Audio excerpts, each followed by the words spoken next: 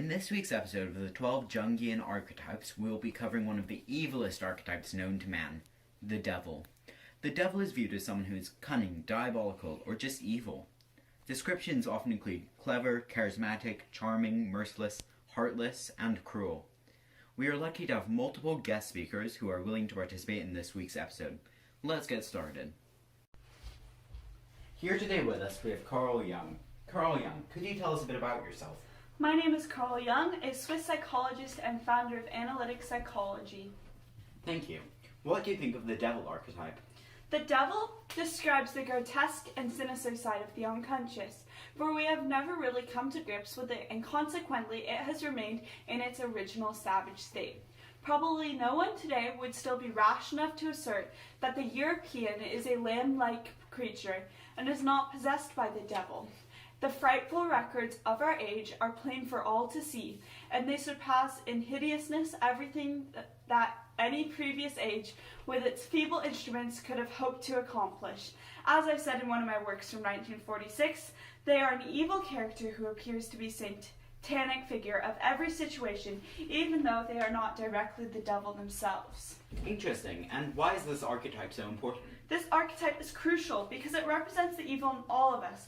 We are not all good, and we all have a dark side. This is what the devil represents. It represents the pure evilness that we all possess. What is your classification of this archetype? The devil is categorized as a shadow archetype. A shadow archetype is the dark side of the unconscious mind that contains repressed ideas, weaknesses, desires, instincts, and shortcomings. As it is clear, the devil falls under this category with ease. Thanks, Ellie, for that exciting interview. Now, let's preview the battle of the millennium. 5 devil archetypes face off in a chaotic war for the supreme evil and diabolical heavyweight title. Historically, they are seen as creatures that are determined to destroy lives and torment humanity. These are no ordinary creatures, but instead a bloodthirsty variety of the most notorious evil legends ever. In one corner, we have the great Corpo Secco, a well-known legend about a man that originated in Brazil.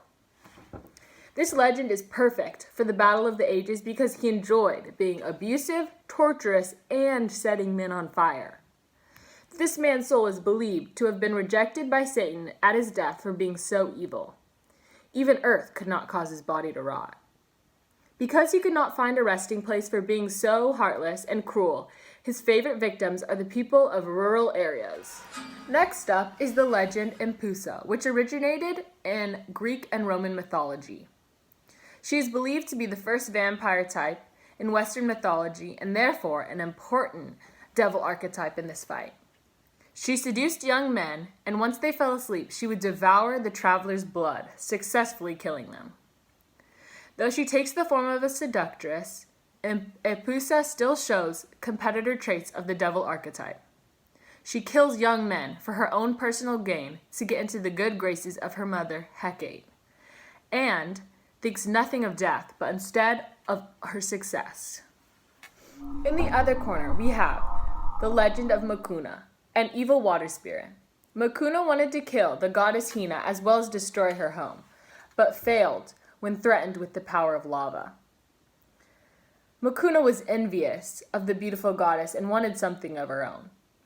She had no real reason to want to demolish Hina's home, and therefore represents aspects that are needed in the devil archetype battle. Some evil spirits have been known to summon giant waves to sweep trespassers from trails, or even drown victims in the pits of poisonous phlegm. Next on our list, the boogeyman. He didn't just get here by luck, but by his cruelness and heartlessness when it comes to children's lives. This makes him the perfect competitor for the Devil Archetype Championship. He is the go-to professional when it comes to lurking in the darkness and scaring children with its long nails and animal-like features. Stories of the boogeyman range all over the world and are known to many.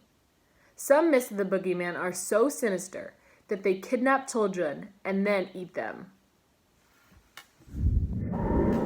Finally, our last competitor was built for this battle, the traditional Christian devil, also known as Satan. He is associated with hell and described as evil and cunning. These characteristics not only make him the perfect devil archetype, but also the most popular competitor. The devil is best known as the personification of evil and the nemesis of good people everywhere. Seriously, it's like he was made to compete in the heavyweight championship. He is most famously known for the scene in the Bible where the devil convinced Eve to eat the forbidden fruit, in turn causing the first sin. Certain characteristics are necessary in the fight of the most legendary devil archetype, such as being considered sinister, diabolical, and straight up evil. But only one can win, no matter how many past children they have scared into obedience or taught lessons of what not to do. Though only 2 competitors are female, I have no doubt that they will put up a fight. One of these 5 lucky participants will be crowned diabolical heavyweight champion. Who are you placing your bets on? Over time, depictions of the devil have changed from being shown as literal devils to more metaphorical ones. In many classic stories, the archetype shows itself as literally being Satan or another culture's version of him.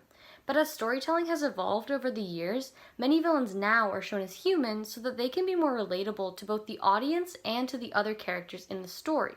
Examples of the devil show up all over the place in modern media, both literally and with characters embodying devilish traits. The literal devil can be seen depicted in TV shows like Supernatural, Lucifer, Chilling Adventures of Sabrina, as well as films like The Exorcist and books and plays like Paradise Lost, Lord of the Flies, Phantom of the Opera, and Faust, just to name a few.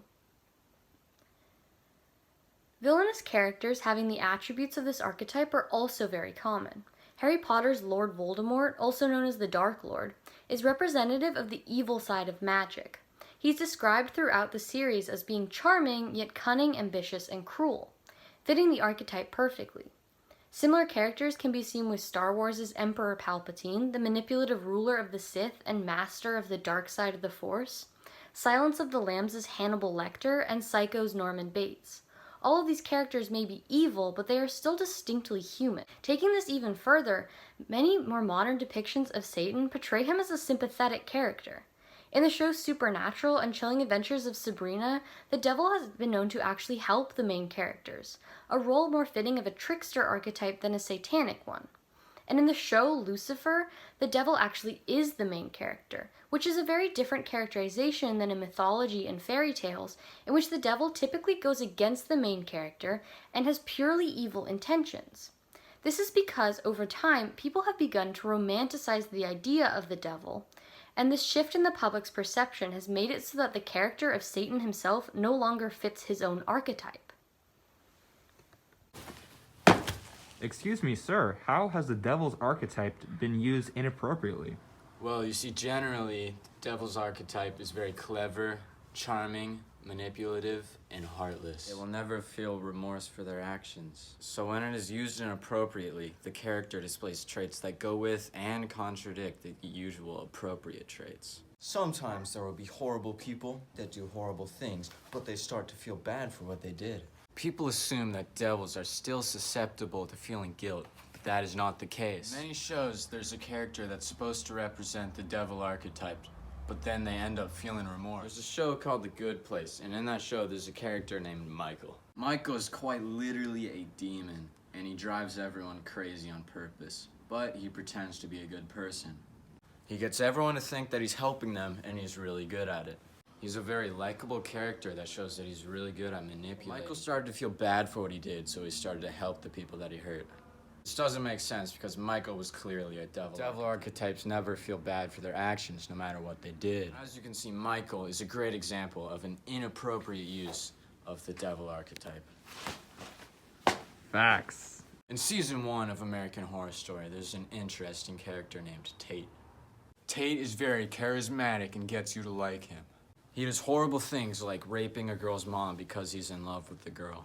This kind of mindset is obviously one of the devil archetype. But it is used inappropriately because he isn't heartless, which directly contradicts the devil archetype. He cares deeply about this girl and would never harm her. In some ways, he completely represents the devil archetype, and in some ways, he does not. Most devil archetypes would obviously be the bad guy. But in this show, it's hard to tell because the characteristics of one are used inappropriately. Thanks for watching. That's it of today's coverage on the devil. Be aware of that devil on your shoulder. Thank you to all of our guest speakers and performances. We look forward to seeing you next week when we cover one of our more innocent archetypes, the child.